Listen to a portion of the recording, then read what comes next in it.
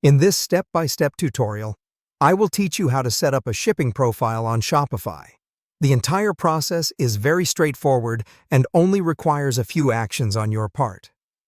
First and foremost, navigate to your shipping settings in Shopify.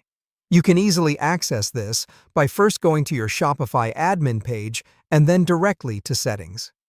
From there, continue to the Shipping and Delivery sections.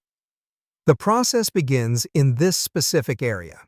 Having arrived in this section, the subsequent action would be to create a brand new shipping profile.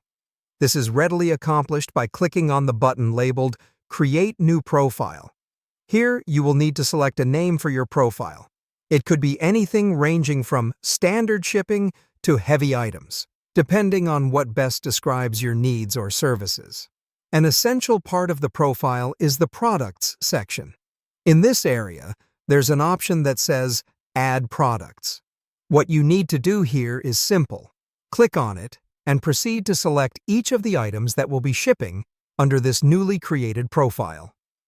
Take your time to ensure you have added all necessary items from your catalog. Once you complete your product selection, the next phase is setting up your shipping zones. This might sound technical, but it isn't. In the Shipping Zones section, look out for an option that says Create Zone, and then click on it. You will be asked to provide a name for this zone. You could opt for something like United States, or any suitable name. The zone's name is followed by selecting the countries or regions that fall within the confines of this zone. Once you've made your choice, click Done to save your selected locations. The next action following the creation of your shipping zones is the addition of shipping rates. For each of the designated shipping zones, you will find an Add Rate option that needs to be utilized. Click this and then proceed to decide the type of rate applicable. The rates are typically divided into a flat rate or carrier-calculated rate. The flat rate simply requires you to enter a price for a term like standard shipping or free shipping. You have the choice to add a few conditions, such as a minimum order price or weight.